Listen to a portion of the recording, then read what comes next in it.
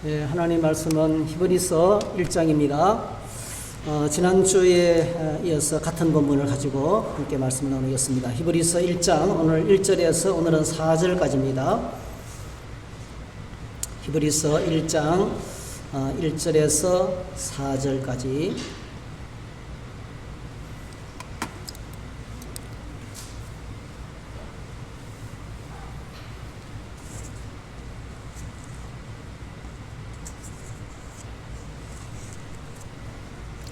네, 같이 읽으시겠습니다. 옛적에 선지자들을 통하여 여러 부분과 여러 모양으로 우리 조상들에게 말씀하신 하나님이 이 모든 날 마지막에는 아들을 통하여 우리에게 말씀하셨으니 이 아들을 만유의 상속자로 세우시고 또 그로 말미암아 모든 세계를 지으셨느니라. 이는 하나님의 영광의 강체시여 그 본체의 형상이시라. 그의 능력을 말씀으로 만물을 붙드시며 죄를 정결하게 하는 일을 하시고 높은 곳에 계신 지극히 크신 이의 우편에 앉으셨느니라. 그가 천사보다 훨씬 뛰어남은 그들보다 더욱 아름다운 이름을 기업으로 얻으심이니.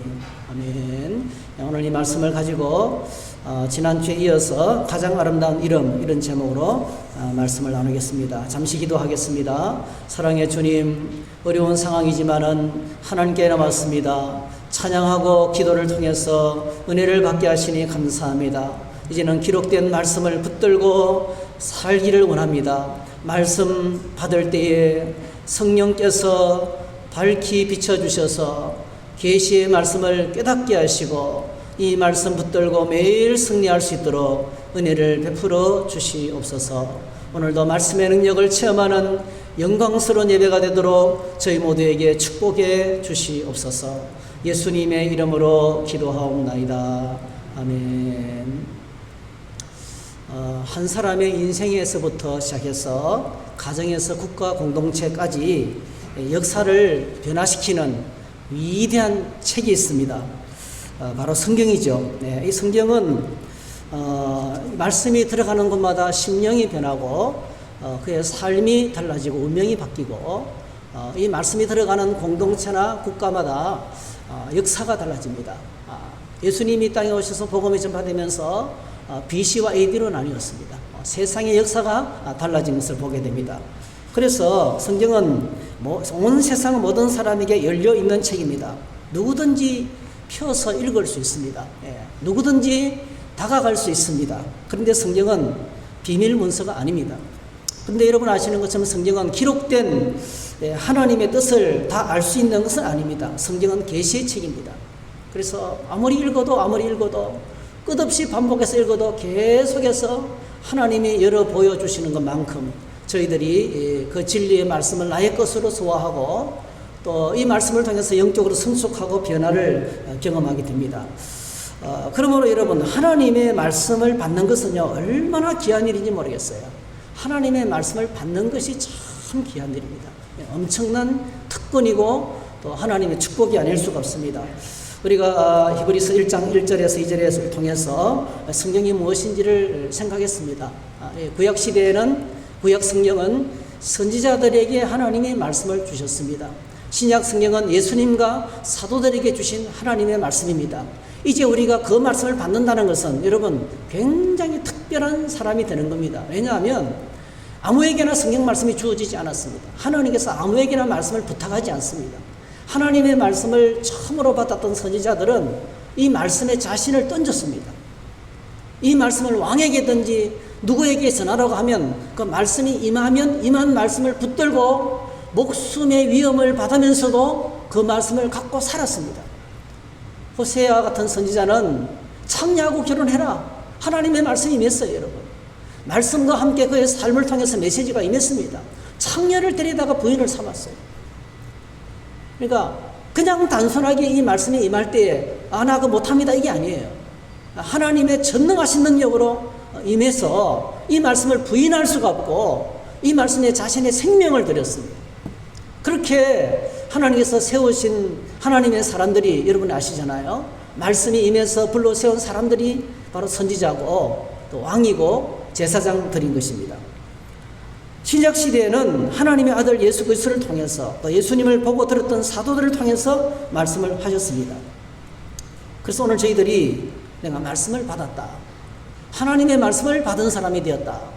여러분, 하나님의 말씀을 받은 사람을 신이라 그랬어요. 신적인 특권이 그에게 임하는 것입니다. 사실 이것은 하나님 안에 있는 하늘의 계시죠. 하나님 안에 있는 하늘의 계시, 정보죠. 하나님 나라의 정보를 하나님께서 우리에게 다가오셔서 우리와 공유하는 겁니다. 공유하는, 그래서 하늘의 계시를 갖고 살아가는 것은 엄청난 특권이고 하나님의 축복인 것을 다시 한 번 더 보게 됩니다. 여러분이 잘 아시는 것은 성경은 성령의 감동으로 기록됐습니다. 성령의 감동으로 기록된 성경은 성령의 조명을 통해서 해석이 되고 그 뜻을 깨닫게 될 때에 이 성경은 우리를 하나님의 사람으로 양육합니다. 성경은 양육의 책입니다. 그래서 모든 성경은 하나님의 감동으로 된 것으로 교훈과 책망과 바르게 함과 의로 교육하게 유익하니 이는 하나님의 사람으로 온전하게 한다. 성경을 읽을 때 하나님 나를 오늘도 양육시켜 주세요, 나를 영적으로 성숙시켜 주세요 라고 기도하는 것이 필요합니다. 베드로전서에도 보니까 너희가 거듭난 것은 썩어질 씨로 된 것이 아니요 썩지 아니할 씨로 된 것이니 살아있고 항상 있는 하나님의 말씀으로 되었다. 하나님의 말씀이 우리를 거듭나게 한다. 썩은 행실을 벗어버리고 새로운 삶으로 우리를 이끈다. 이렇게 말씀하고 있습니다. 이 말씀에 전능하신 능력입니다. 베드로전서 2장 1절에도 이어서 말합니다. 그러므로 모든 악독과 모든 기만과 외식과 시기와 모든 비방하는 말을 버리고 갓난 아기들 같이 순전하고 신령한 젖을 사모하라. 이는 그로 말미암아 너희로 구원에 이르도록 자라게 하려 함이라. 성경은 우리를 양육시키는 양육의 책입니다. 눈을 열어서 말씀을 읽으면서 하나님 안에서 영적 성숙을 경험할 수 있습니다. 그래서 가장 위험한 생각이 성경에 읽을 게 있나 다 아는 건데 얼마나 무서운 생각인지 모릅니다. 가장 큰 교만은 성경 앞에 다 안다고 말하는 거예요. 내가 다 안다. 성경 똑같은 말씀 반복해서 듣는 거 그 말이지. 무서운 교만이에요. 아무리 읽어도 끝없이 계속 하나님께로 나아가는 하나님의 비밀을 알고 하나님께서 계속 눈을 열어서 보게 하시는, 눈을 열어서 우리를 성숙시키시는 하나님의 말씀인 것입니다. 성경은 우리의 광야 같은 세상에서 우리의 삶을 친히 인도합니다. 말씀이 등불이 되고 빛이 되어서 우리 길을 지도해 주십니다. 캄캄한 상황 속에 있습니까? 어찌해야 될지 모르는 상황이 있습니까? 말씀 앞에 나오면 하나님께서 빛을 비춰주시는 거예요. 말씀을 통해서 갈 길을 제시해 주시고 우리의 삶을 가이드해 주십니다. 아주 구체적으로 그때마다 용기를 주시고 위로를 주시고 갈 길을 제시하는 우리 발의 등불이고 우리 길의 빛이 됩니다. 성경은 우리의 눈을 열어서 믿음의 세계를 보게 합니다. 성경은 온몸과 마음과 영혼까지 새롭게 하는 살아계신 하나님의 능력입니다.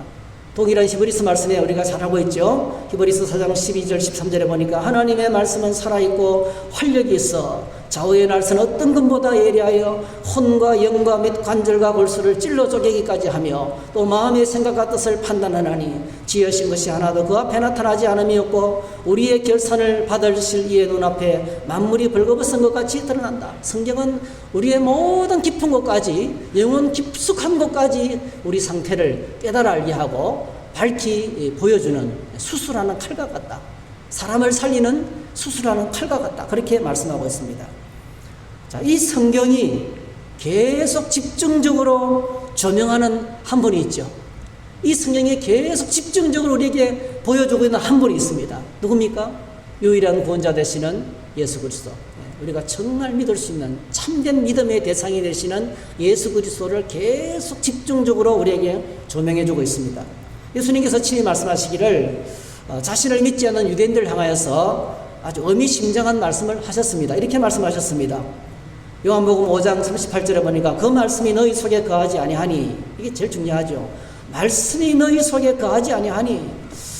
저는 이 말씀 읽으면서 이런 아이러니컬한 일이 또 있을 수 있습니까? 이런 모순된 이야기가 있을 수 있습니까? 이 말씀을 듣는 사람이 누굽니까? 성경을 들고 사는 사람들이에요. 성경을 옮기고 필사하는 사람들입니다. 성경을 주야로 연구하는 바리새인과 서기관들입니다. 그런데 너희 안에 하나님 말씀이 없대요. 너희 안에 하나님 말씀이 없기 때문에 그가 보내신 이를 믿지 아니합니다.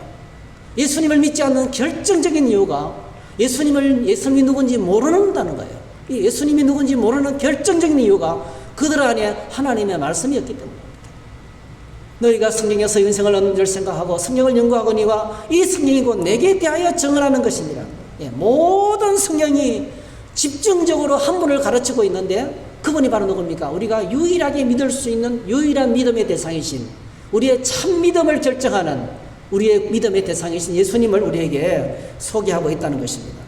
여러분, 자, 그런데 하나님의 말씀을 모를 때 성경을 들고 있으면서도 예수님을 알아보지 못합니다.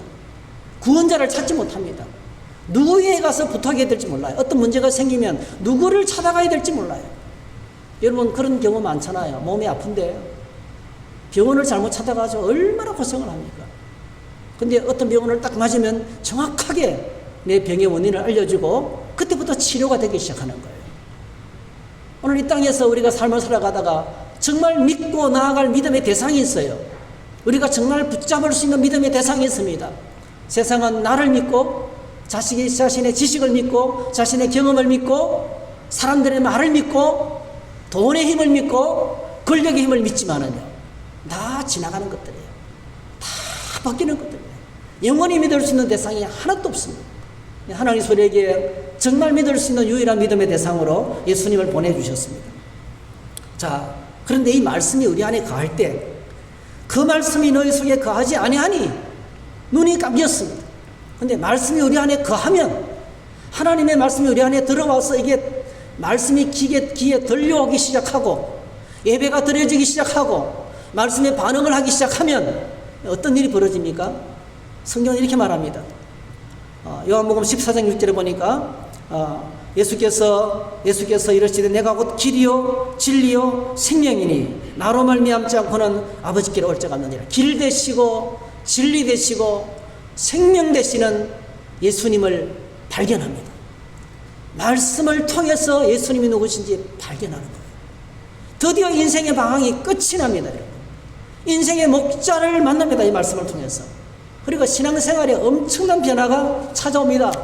골로새서 3장 16절 그리스도의 말씀이 너희 속에 풍성히 가하여 모든 지혜로 피차 가르치며 건면하며 시와 찬송과 신령한 노래를 부르며 감사하는 마음으로 하나님을 찬양하고 또 무엇을 하든지 말이나 이래나 다 주 예수 이름으로 하고 그를 힘입어 하나님 아버지께 감사하는, 이게 뭐죠? 그리스도의 말씀이 우리 안에 풍성하게 가할 때 여러분 예배 생활에 엄청난 변화가 찾아옵니다. 영적 사역이 시작됩니다. 하나님의 말씀이 내 안에 가할 때 그 말씀으로 섬기는 사역을 통해서 믿음의 역사가 나타납니다. 시와 찬송과 신령한 노래를 부르면서 온전한 예배가 드려지기 시작합니다. 하나님의 말씀이 내 안에 가할 때 어떤 일을 하든지 하나님의 인도하심과 섭리 속에서 감사하면서 영광 돌릴 수 있습니다. 요한복음 15장 7절 너희가 내 안에 거하고 내 말이 너희 안에 거하면 무엇이든지 원하는 대로 구하라 그리하면 이루리라. 기도 응답의 열매가 가득합니다. 어떤 문제를 만나도 주님께 나가서 담대하게 기도하게 되고 기도의 열매가 우리 생활 가운데 가득합니다. 지난 주간에 몇 분하고 대화를 나누면서 참 기도의 풍성한 은혜를 나눴습니다. 저기 권사님 우리 아들 한 분은 사실 정확한 일정한 직장이 없어서 좀 많이 고민을 했어요. 하이닉스에서 그 회장님 차를 운전하다가 또 이제 세종시에 가서 또 운전을 하다가 뭐 이렇게 불안정한 직장을 하게 됐는데요. 지난 주간에 기도 응답이 떨어진 거예요. 세종시에서 6급 정식 공무원으로 채택이 됐어요. 기능직 6급 공무원으로 이제 받아들여지게 돼요. 그래서 하나님께서 기도할 때 정말 이렇게 은혜의 풍성한 주시는 것을 나누고 기도의 응답을 나누니까 얼마나 감사한지 몰라요. 우리 집사님 한 분은 또 신앙을 가지기 시작하면서부터 매일 장거리 운전을 했는데요. 하루에 보통 2-3시간씩 운전하는 거 보통이에요. 작업장이 늘 멀리 있다 보니까요.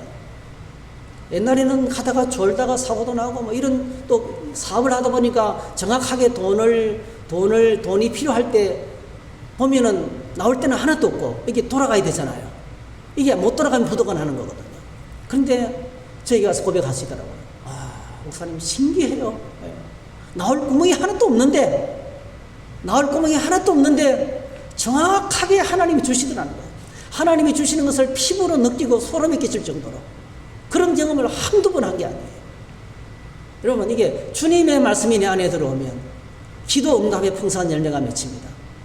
사랑하는 성도 여러분, 2021년 한 해 동안에 저희들이 말씀 등불이라는 주제를 가지고 하나님 보좌 앞에 나아갈 때 이렇게 하나님의 은혜의 열매가 가득하기를 축복합니다.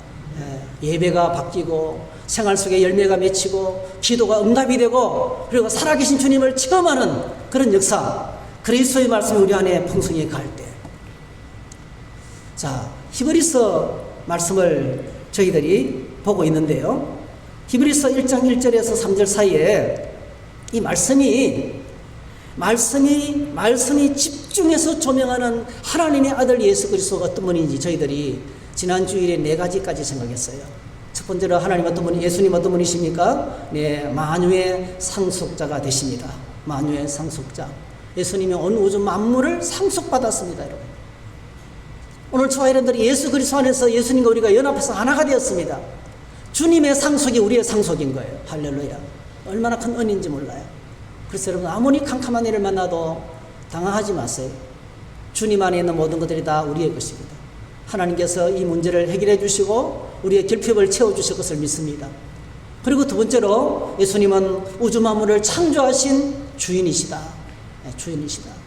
여러분, 내가 가진 모든 것들을 주님의 것으로 고백하는 순간부터 우리는 자유를 얻습니다. 네, 자유를 얻습니다. 겸손하게 살아갈 수 있습니다. 아까워하지 않을 수 있습니다. 베풀 때 베풀고 사람답게 살아갈 수가 있습니다.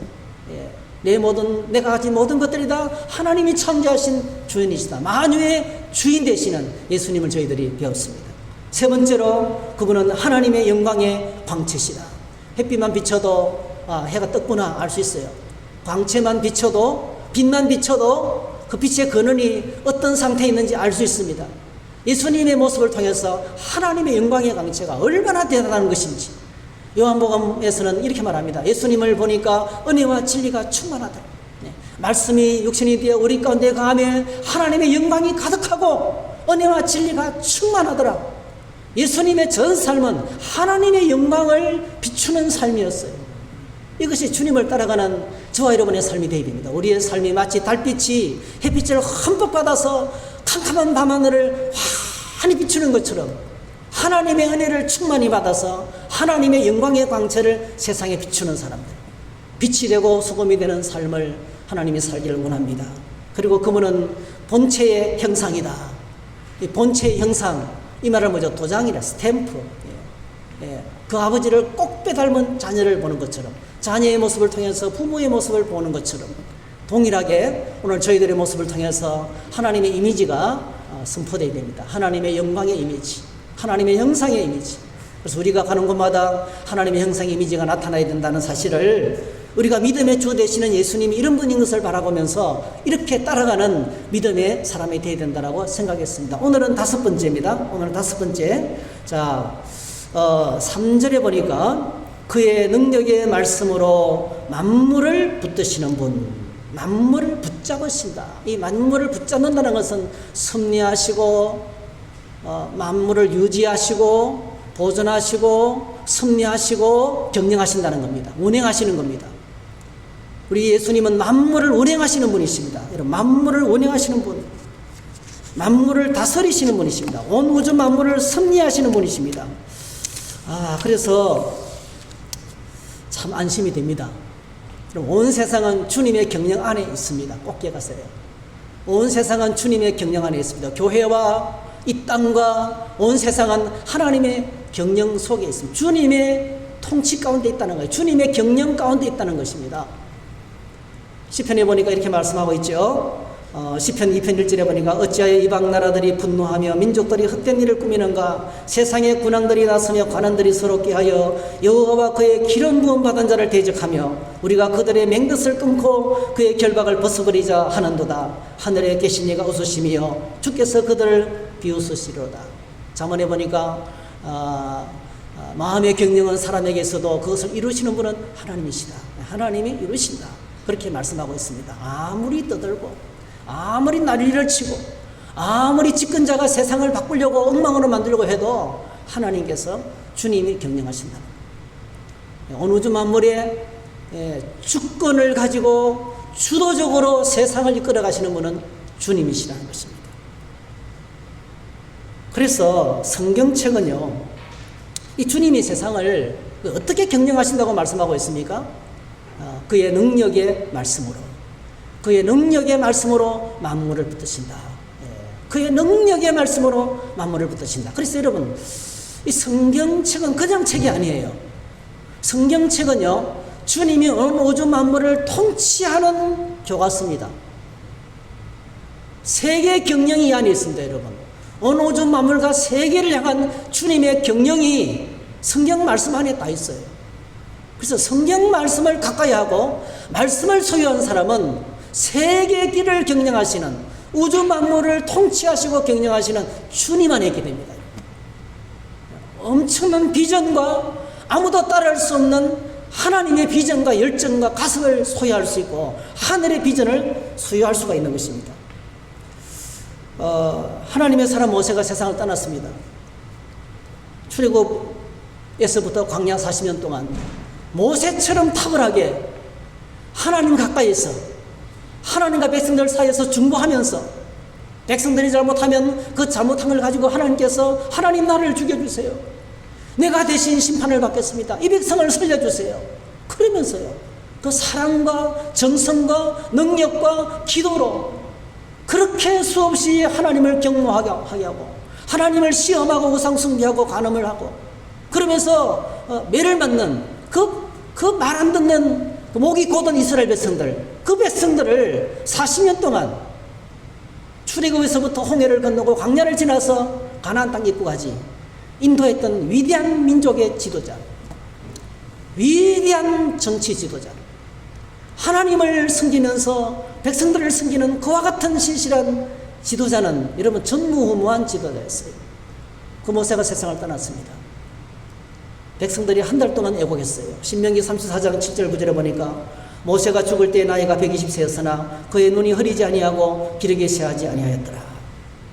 사명자는 죽을 때까지, 하나님의 사명을 감당하는 사람은 죽을 때까지 건강합니다. 그렇게 되시기를 축복합니다. 눈이 흐리지 않고 기력이 쇠하지 않았다. 그렇게 씁니다. 사명이 있습니다. 사명으로 사는 거예요. 모세가 세상을 떠났을 때 보니까 한 달 동안 30일을 애곡했다. 그리고 여호수아가 이 큰 중책을 모세의 길을 이어서 모세의 몸종이었어요. 사실은 여호수아는요. 처음부터 정치 수업을 받은 것도 아니에요. 그냥 모세를 따라다니는 몸종이었습니다. 산에 올라갈 때도 가방 들고 따라 올라가고, 그냥 그렇게 모세를 시중드는 몸종이었어요. 이 여호수아가 하나님께서 모세를 통해서 기름 부음을 받고 지도자가 되었어요. 해야 될 일이 여러분 보통 일이 아닙니다, 여러분. 이제부터 가나안 땅을 쳐들어가서 전쟁을 해야 돼요. 백성들을 이끌고 광야를 지내는 것보다도 수십 배 더 어려운 그 강력한 가나안의 칠족들을 몰아내고 그 땅을 차지해야 돼요. 지도자가 된다는 것은 정말 아무나 할 수 있는 것이 아닙니다, 여러분. 보통 일이 아니에요. 여호수아가 얼마나 낮아졌을까요? 그의 마음의 압박감이 얼마나 컸을까요? 이 백성들은 통곡하고 하늘의 별과 같은 모세는 세상을 떠났고 그리고 흘러넘치는 요단강을 건너서 전쟁을 치러야 되는데 그리고 이 이스라엘 백성들을 가나안 땅에 심어야 되는데 정착을 시켜야 되는데 땅을 분비하고 원망 없이 소리 없이 이 모든 일을 잘 진행해 나가야 되는데 여러분 그런 경험이 여호수아에는 없습니다. 정치판에서 잔뼈갈 붉은 그런 정치쟁이가 아니거든요. 처음으로 일을 감당해야 됩니다. 많은 소리 들어도 눈도 까딱하지 않는 정치지도자들 우리가 보고 있잖아요. 아무리 비난을 받아도 눈도 까딱 안 해요. 정치판에서 굵으면 그렇게 되는 거예요. 근데 여호수아는 그런 사람이 아닙니다. 얼마나 힘들었을까요? 그때 여러분 이렇게 정치를 하여라. 라고 하나님이 들려주시는 말씀이 있어요. 그게 여호수아예요. 여호수아서입니다. 그래서 여호수아서는 이렇게 시작이 됩니다. 조금 길지만 제가 읽어드릴게요. 여호와의 종 모세가 죽은 후에 여호와께서 모세의 수종자 눈의 아들 여호수아에게 말씀하여 이르시되 내 종 모세가 죽었으니 이제는 이 모든 백성과 더불어 일어나 이 요단을 건너 내가 그들 곧 이스라엘 자손에게 주는 그 땅으로 가라. 내가 모세의 말한 바와 같이 너희 발바닥으로 밟는 곳은 모두 내가 너희에게 주었노니 곧 광야와 이 레바논에서부터 큰 강 곧 유브라데 강까지 해쪽 속에 온 땅과 또 해지는 쪽 대까지 너희의 영토가 되리라. 내 평생에 너를 능히 당할 대적할 자가 없으리니 내가 모세와 함께 있었던 것 같이 너와 함께 있을 것임이라. 내가 너를 떠나지 아니하며 버리지 아니하리니 강하고 담대하라. 너는 내가 그들의 조상에게 맹세하여 그들에게 주리라 한 땅을 이 백성에게 차지하게 하리라. 오직 강하고 극히 담대하여 나의 종 모세가 내게 명령한 그 율법을 다 지켜 행하고 우로나 좌로나 치우치지 말라. 그리하면 어디로 가든지 형통하리니 이 율법책을 내 입에서 떠나지 말게 하며 주야로 그것을 묵상하여 그 안에 기록된 대로 다 지켜 행하라. 그리하면 내 길이 평탄하게 될 것이며 내가 형통하리라. 내가 네게 명령한 것이 아니냐. 강하고 담대하라. 두려워하지 말며 놀라지 말라. 내가 어디로 가든지 네 하나님 여호와가 너와 함께 하느니라 하시니라. 딱 두 가지를 말씀하셨어요. 첫 번째, 쫄아붙지 말라. 강하고 담대하라. 강하고 담대하라. 강하고 담대하라. 계속 말씀하셨어요. 이 큰 책임을 맡았다고 네가 하는 게 아니야. 내가 너를 통해서 할 것이야. 네가 아무리 부족하다 할지라도 내가 다 채워줄 것이다. 강하고 담대하라. 첫 번째 메시지예요. 여러분 2021년을 걸어갈 때 여러분 강하고 담대하시기를 축복합니다. 두려워하지 마시기 바랍니다. 하나님이 함께 하시고. 두 번째로는 말씀 붙들고 살아가는 거죠. 평탄한 길, 평탄하고 형통하게 되는 비결 하나밖에 없어요. 오직 율법책을 주야로 붙들고 살아가는 거예요. 왜 그렇습니까, 여러분? 하나님이 세계를 경영하실 때, 국가를 경영하실 때, 민족을 경영하실 때 말씀을 통해서 하신다는 거예요. 이 말씀이 모든 삶의 경영의 철학입니다. 이 속에 비법이 다 들어있는 거예요. 하나님의 말씀, 능력의 말씀으로 만물을 붙들고 계시는 것입니다. 사람들은 어려운 일을 만나면 혼비백산하게 돼서 뭘 해야 될지 몰라요. 어려운 일을 만나면 사람들은 생각이 분산됩니다. 오만 소리가 다 들려와요. 갑자기 몸이 아파 보세요. 몸에 좋은 것이 왜 그렇게 많아요? 뭘부터 뭐 먹어야 될지 몰라요. 그거 다 먹으면 배 터져서 죽어요. 여러분, 이런 소리 저런 소리 다 적고요. 하나님 말씀 앞에 나가야 됩니다. 말씀 앞에 나가야 됩니다. 모든 메시지를 차단하고 정신을 집중하고 모든 것을 모아서 내가 하나님 말씀 속에서 질문을 던지고 하나님의 응답을 받아야 됩니다. 그래서 걱정이 몰려오고 염려가 공격해오고 수많은 정보가 나를 공격해오기 때문에 강하고 담대해야 됩니다. 강하고 담대하게 다 차단하고 하나님 말씀만을 붙잡아야 됩니다. 하나님 말씀만을 붙잡을 때 내가 평탄하고 형통하게 될 것이다. 여러분, 주님은 오늘도 능력의 말씀으로 만물을 붙잡고 있습니다. 능력의 말씀으로 세계를 정형합니다. 2021년 한 해 동안 여러분이 말씀으로 승리하시기를 축복합니다. 평탄하게 되시고 형통하게 되시기를 축복합니다. 그 다음에 여섯 번째로 주님이 하시는 것은 죄를 정결케 하시는 사역이십니다. 죄를 정결케 하시는 권세를 갖고 계십니다. 죄 문제를 다룰 수 있는 분은 아무나 못 다룹니다. 그럴 때가 많잖아요. 세탁기는 옷을 깨끗하게 빨고 아침에 세수를 하면 얼굴은 깨끗하게 씻을 수 있지만은 더러워진 내 인생, 내 심령, 상처난 내 심령은 누가 깨끗하게 할 수 있어요? 그런 세탁기는 세상에 없습니다. 여러분. 오염된 나를 깨끗하게 할 수 있는 것은 없습니다. 여러분. 죄로 말미암아 더러워진 인생을 깨끗게 할 수 있는 분은 아무도 없습니다. 오직 예수님의 십자가의 능력뿐이에요. 나를 위해서 나의 죄값을 지불하신 예수님 외에는 죄 문제를 처리할 인생이 세상에는 없습니다. 하나도 없습니다. 소크라테스, 석가모니, 마호메트, 종교의 수많은 창시자들, 훌륭한 사람들입니다, 여러분. 근데 나의 죄 문제를 처리할 수는 없어요. 이 땅에 수많은 과학과 정치와 정보들이 있지만은요, 나의 죄 문제를 처리할 수 있는 능력은 아무도 없습니다, 여러분. 그래서 우리를 향한 하나님의 궁극적인 뜻은 우리가 정결한 하나님의 거룩한 백성이 되는 것입니다. 이 정결이라는 단어는 거룩이라는 말과 직결되는 것입니다. 우리 주님은 능력의 말씀으로 만물을 경영하고 계시는데 그 영원하신 목적이 있어요. 온 우주 만물을 경영하는데 영원한 목적이 있어요. 그 목적이 뭡니까? 거룩입니다, 여러분. 주님이 온 우주 만물을 경영하시는 최고의 목적, 말씀으로 우주 만물을 경영하시는데 가장 위대한 목적은 죄를 정결케 하시는 거룩한 사역입니다. 우리 안에 있는 영원한 목적, 우리의 소원은 뭐 수복이 장수, 오복일 수 있지만요, 우리를 향한 하나님의 영원한 목적은 정결입니다. 정결. 그래서 말씀을 주시는 목적은 거룩입니다. 거룩. 성경을 보면 우리를 향한 하나님의 가장 변치 않는 뜻이 있는데 거룩입니다. 여러분, 그래서 지난 날보다 오늘 조금 가난하게 살지만 내가 거룩하게 되었다. 예배하고 기도하고 말씀 붙들고 정결하게 되었다. 그런 성공한 인생입니다. 신앙생활을 오랫동안 해왔는데 나의 신앙생활이 퇴행을 하고 있다. 돈은 잘 벌어오고 집안은 안정이 되고 사업은 잘 되고 건강은 회복했지만은 믿음이 물러갔다. 실패한 인생. 우리 눈에 보이는 물질 때문에 얼마나 속을 때가 많은지 몰라요. 조금은 잘 돼도 성공한 것처럼 느낄 때 많아요. 진짜 성공은 거룩해진 것입니다. 죄를 정결케 하고 옛 습관을 떠나보내고 하나님의 거룩한 백성으로 섰습니까? 성공한 백성입니다. 그래서 성경은 끝없이 우리에게 거룩할 것을 말씀하고 있어요. 레위기 11장 45절, 나는 너희의 하나님이 되고 너희는 너희를 애굽 땅에서 인도하여낸 여호와라. 내가 거룩하니 너희도 거룩할지어다. 제가 거룩이라는 단어를 가지고 검색을 딱 하니까 성경에 500개 이상의 단어가 나오더라고요.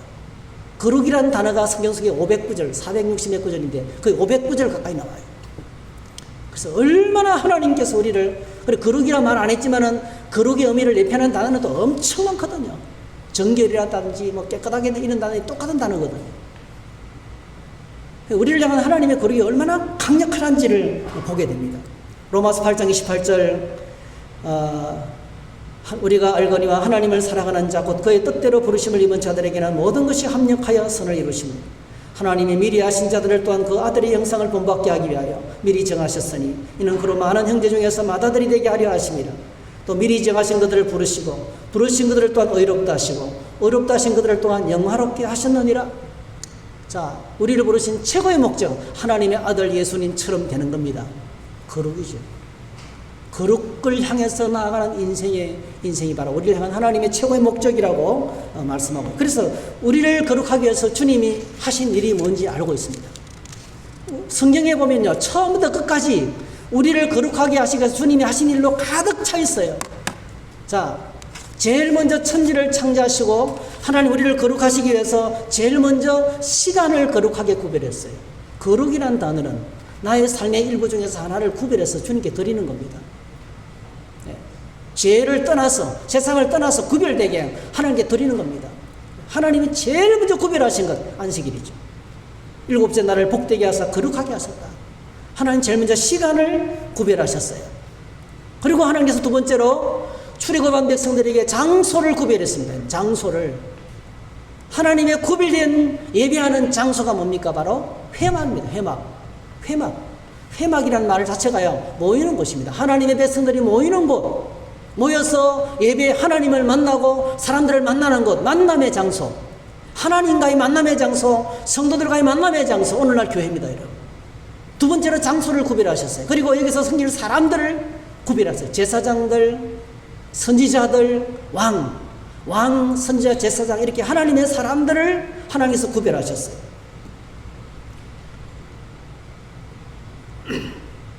그리고 이 구약에 나오는 이 모든 것들, 안식일 제도, 제사 제도, 구별하신 수많은 이 사람들 모두 다 뭡니까? 한 사람을 위한 예표입니다, 여러분.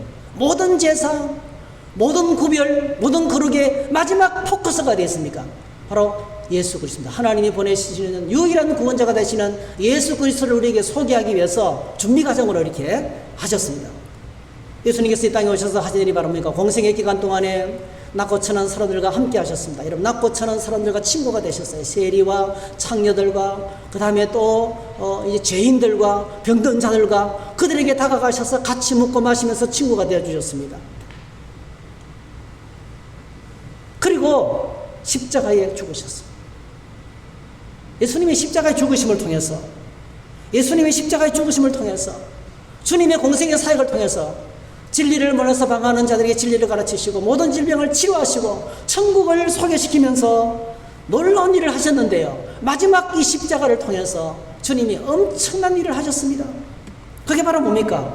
그거는 다른 것이 아니고 십자가의 죽으심으로 우리의 죄를 처리하신 거예요. 십자가의 죽으심으로 우리 죄의 문제를 처리하셨습니다. 죄를 정결케 하시기 위해서 오신 분입니다. 십자가는 바로, 십자가가 왜 위대합니까 여러분? 인생의 불행의 원인된 더러운 죄에서 우리를 정결케 하시기 때문에 그렇습니다. 십자가의 은혜로 죄사함 받고 의롭다함을 얻고 하나님의 자녀가 되고 영생을 얻고 영원한 천국 가는 이 구원의 은혜를 우리가 받게 된 것입니다. 여러분, 그렇습니다. 주님, 오늘도 모든 것이 합력하여 하나님의 백성들이 정결케 하시는 일을 이루고 계십니다. 거룩한 백성으로 우리를 세우시는 일을 위해서 예배도 드리고 신앙생활도 하고 이런저런 사건들이 터지게 만들고 우리의 삶을 다스리고 계시는 거예요. 예수님 어떤 분이시라고요? 죄를 정결케 하시는 분이십니다. 마지막으로 예수님 어떤 분이십니까?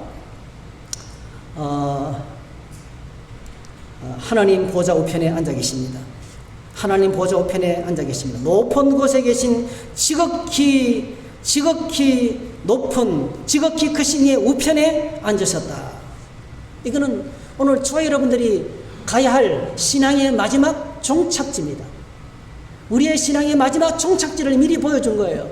지극히 높으신 하나님 보좌 우편에 앉아 계시는 예수 그리스도, 그 주님이 앉아 계시는 보좌 앞에 우리가 이르게 될 거예요. 그래서 이것은 요한계시록에서 하늘이 열릴 때마다 우리에게 보여주시는 그림이죠. 우리가 요한계시록을 이제 그 2년 가까이 강의를 이제 마쳤잖아요. 요한계시록을 펼칠 때마다 하나님이 하늘이 열릴 때마다 보여주는 요한계시록 4장, 5장, 7장, 14장, 20장, 22장 끝없이 하늘 보좌가 열릴 때마다 보여지는 하늘 그림 똑같습니다. 여러분. 한 군데만 옮겨서 보여드릴게요. 요한계시록 5장 9절에 보니까 그들이 새노래를 불러 이르되 두루마리를 가지시고 그 인봉을 떼기에 합당하시도다. 일찍이 죽임을 당하사 각 족속과 방언과 백성과 나라들 가운데서 사람들을 피로 서서 하나님께 드리시고 그들로 우리 하나님 앞에서 나라와 제사장들을 삼으셨으니 그들이 땅에서 왕노릇하리로다 하더라. 내가 또 봄에 들음에 보호자와 생물들과 장로들을 둘러쓴 많은 천사 염성이 있으니 그 수가 만만이요 천천이라. 큰 음성으로 이르되 죽임을 당하신 어린 양은 능력과 부와 지혜와 힘과 존귀와 영광과 찬송을 받으시기에 합당하도다 하더라.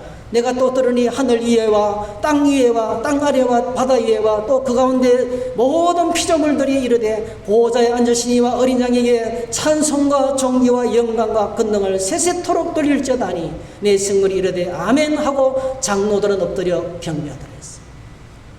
하나님이 보여주시는 하늘 보좌, 그 보좌 한가운데 어린 양이 앉아 계셨어요. 오늘 성경에서는 하나님 우편에 앉아 계셨다 그랬어요. 하나님 우편에 앉아 계셨다 그랬어요.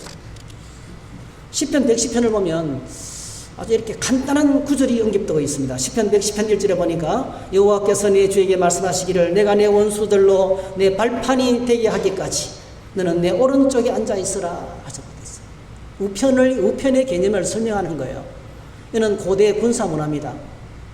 전쟁터에 나가서 장군이 그 죽음이 넘나드는 총알이 빗발치는 그때는 화살과 창검이 빗발치는 죽음이 왔다 갔다 하는 거예요. 죽음의 세계를 뚫고 승리하고 돌아왔을 때 왕이 수많은 백성들 앞에서 연회를 열면서 왕의 오른쪽에 장군을 앉히는 거예요. 승리하고 돌아온, 죽음을 이기고 죽음의 세계를 이기고 돌아온 승리한 자에게 주는 그 자리가 왕의 오른편입니다. 그래서 오늘 예수님께서 예수님의 승리는 바로 십자가입니다. 십자가. 놀랍게도 성경에서는 십자가와 부활과 성천을 가리켜서 하나님 우편에 앉으셨다고 직결시키고 있습니다. 십자가에 죽으시면 그것은 하나님의 저주, 모든 희망의 끝이 아니고요. 십자가, 사람을 사형시키는 살떨리는 로마 식민 통치의 고대의 가장 극심한 무식하고 잔인한 사형틀, 몸소리치는 거죠. 십자가라는 말을 입에만 내어도 노예들은 잡혀 죽었습니다. 그렇게 부정한 단어가 십자가라는 단어였습니다. 근데 여러분, 예수님이 십자가에 죽으시고 난 다음부터 그 십자가는 영광의 십자가가 되었습니다. 영광의 십자가. 왜 그렇습니까? 예수님이 십자가에서 죽으심으로 말미암아 승리하셨기 때문에 그렇습니다. 십자가에 죽으시고 승리하셔서 어떻게 하셨습니까? 하나님 우편에 앉아 계시는 거예요. 그래서 성경은 이렇게 바로 표현합니다. 마가복음 16장 19절, 주 예수께서 말씀을 마치신 후에 하늘로 올려지사 하나님 우편에 앉으십니다. 십자가의 죽음을 이기시고 승천하셔서 하나님 우편에 앉아 계신다. 그리고 에베소서에서는 이 진리를 계속 말씀하고 계시죠. 예수님이 승천하셔서 하늘에서 자기의 오른편에 앉으셨다. 그래서 무엇입니까? 모든 통치, 권세, 능력, 주권, 하늘을 다스리는 자가 되었고요. 그 다음에 만물을 다스리는 자가 되고, 22절, 만물을 그의 발 아래 복종하는, 만물을 통치하는 자가 되고, 그리고 교회의 머리가 되셨습니다. 예수님이 십자가의 죽으심으로 말미암아 승리하셔서 만왕의 왕이 되시고 만주의 주가 되시고 온 교회의 주가 되셨습니다. 그래서 오늘 저와 여러분들이 하나님을, 주님을 섬기고 있는 것이 아니겠습니까? 에베소서 4장 7절에서 정확하게 말합니다. 올라갔다 내려갔다 이야기하면서, 올라갔다 내려갔다 이야기하시면서, 이 내려갔다는 사실은 십자가에 죽으신 사건입니다. 올라갔다는 사건은 성천의 사건을 이야기합니다. 그래서 예수님께서 십자가에 죽으시고 승천하셔서 하나님 보좌 우편에 앉으시면서 그 하늘 영광의 보좌에서 저와 여러분에 주시는 선물이 있습니다. 그 선물이 바로 뭡니까? 7절, 우리 각 사람에게 그리스도의 선물의 분량대로 은혜를 주셨으니, 이게 바로 직분이라는 거예요. 우리가 하나님의 자녀의 직분, 제사장의 직분, 집사, 장로, 권사, 목사의 직분, 목자와 부목자의 직분, 여러 가지 직분을 주시는데, 이 모든 것이 예수님이 승천하셔 십자가에 죽으시고 승리하시고 우리에게 주시는 선물이라는 것입니다. 전쟁터에서, 마귀와의 싸움에서, 치열한 싸움에서 십자가의 이름으로 승리하시고 우리에게 주시는 선물이라는 거예요. 그래서 골로새서는 노골적으로 말합니다. 골로새서 2장 15절, 통치자들과 권세들을 무력화하여 드러내어 구경거리로 삼으시고 십자가로 그들을 이기셨느니라. 한번 따라 하실까요? 십자가로 이기셨다. 빌립보서 2장 5절에서 11절, 우리가 너무나 잘 알고 있죠. 주님이 오셔서 십자가에 죽으셨습니다. 그리고 그가 높아지셨습니다. 모든 이름 위에 뛰어난 이름을 주시고 온 땅의 모든 사람들이 그분 앞에 엎드릴 수밖에 없는 그런 승리자가 됐다는 거예요. 십자가가 바로 승리라는 것입니다. 십자가가 바로 승리라는 것입니다. 여러분, 이 주님이 앉아 계시는 하늘 보좌, 그 보좌가 오늘 저와 여러분들의 인생의 마지막 목적지입니다. 우리가 거기에 가게 돼, 그 앞에 서게 될 거예요. 우리 신앙의 마지막 목적지가 바로 이곳입니다. 우리 인생의 여정이 아무리 힘들고 어려워도, 지금 이 땅에서 우리의 삶이 아무리 비참하고 어려워도 우리는 그 보좌 앞에 서게 될 것입니다. 주님의 승리, 내 승리입니다. 주님의 영광, 나의 영광이 될 것입니다. 주님의 놀라운 온 우주 만물의 승리가 우리의 승리가 될 거예요. 우리 대장 되시는 예수님이 승리하시기 때문에 그 승리에 우리가 동참하게 될 것입니다. 그래서 오늘 주님께서 우리의 삶을 거기까지 인도하시는 것이 주님의 마지막 미션입니다. 요한복음 14장 1절 3절, 너희는 마음에 근심하지 말라. 하나님을 믿으니 또 나를 믿으라. 내 아버지 집에 거할 곳이 많도다. 그렇지 않으면 너희에게 일렀으리라. 내가 너희를 위하여 거처를 예비하러 가노니 가서 너희를 위하여 거처를 예비하면 내가 다시 와서 너희를 내게로 영접하여 나 있는 곳에 너희도 있게 하리라. 나 있는 곳에 너희들과 주님이 앉아 계시는 그 영광의 보좌로 하나님의 백성들을 다 초청하십니다. 그 보좌 앞에 우리는 저희들은 하나님의 영광의 주를 찬양하면서 주님과 함께 다스리는 은혜를 누리게 될 것입니다. 그럼 오늘 히브리서 1장이 가르치는 우리의 믿음의 대상이 되시는 예수 그리스도 어떤 분이십니까? 정리해 보겠습니다. 만유의 상속자가 되십니다. 주님의 상속이 우리의 상속입니다. 만유의 창조주입니다. 온 우주 만물의 주인입니다. 내가 가지고 있는 모든 것 중에서 주님의 것이 아닌 것이 하나도 없습니다. 그분은 영광의 강체십니다. 영광의 강체십니다. 그분은 본체의 형상입니다. 하나님의 모습을 그대로 보여주시는 형상입니다. 그분은 만물을 붙들고 계시는 분이십니다. 말씀으로, 능력의 말씀으로 온 세계를 경영하시는 주인이 되십니다. 그분은 죄를 정결케 하십니다. 그래서 사실은 예수님의 사역은 모든 것이 십자가로 향하게 합니다. 모든 것이 결론이 십자가입니다, 여러분. 오늘 저와 여러분들을 십자가로 이끕니다.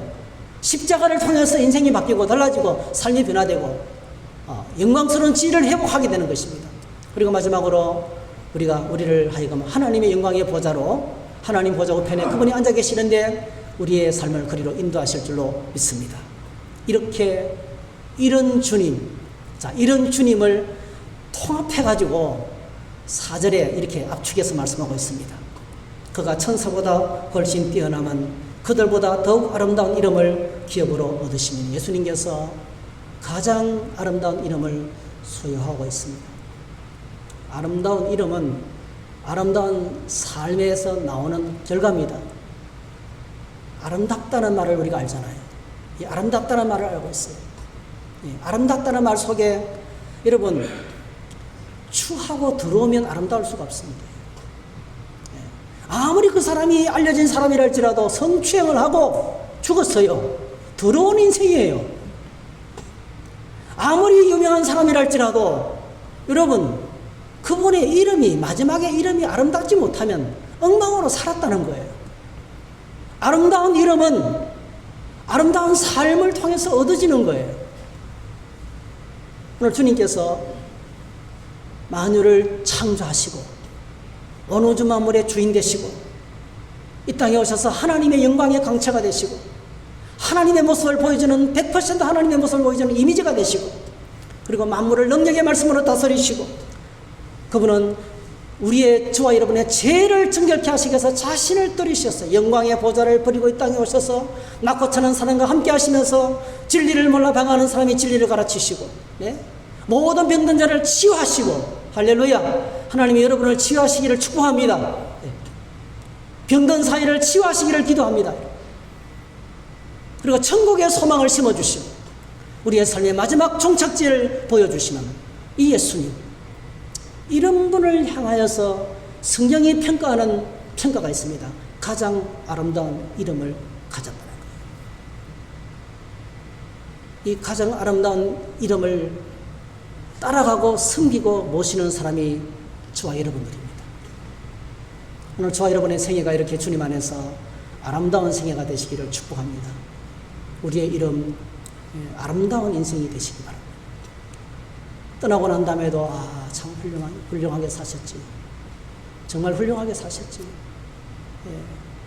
하늘의 영광을 보여주면서 겸손하게 말없이 낮고 천한 사람과 함께하면서 사랑과 열정을 가지고 시험이 와도 변함없이 내 있는 자리에서 주님을 섬겼던 아름다운 이름, 그 이름, 저와 여러분의 이름이 되시기를 주의 이름으로 축복합니다.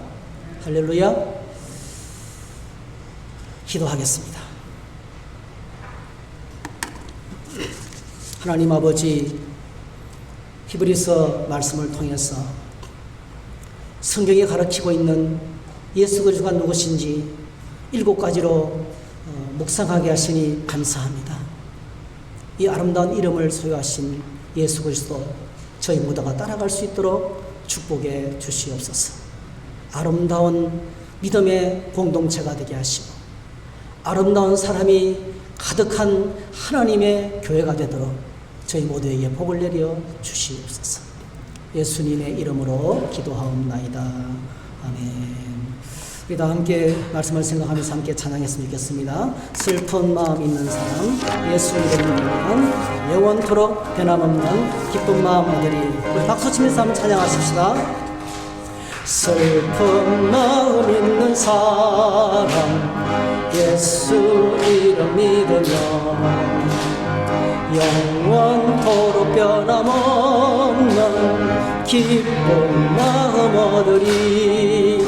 예수의 이름은 세상의 소망이요 예수의 이름은 천국의 기쁨일세. 거룩하신 주의 이름, 거룩하신 주의 이름, 너의 방패 삼아 환난 시험 당할 때에, 환난 시험 당할 때에 주께 기도드려라. 예수의 이름은 세상의 소망, 세상의 소망이요 예수의 이름, 예수의 이름은 천국의 기쁨일세. 존귀하신 주의 이름, 존귀하신 주의 이름, 주리 기쁜데도다. 주의 품에 안길 때에 기뻐 찬송 부르리. 예수의 이름은 세상의 소망이요 예수의 이름은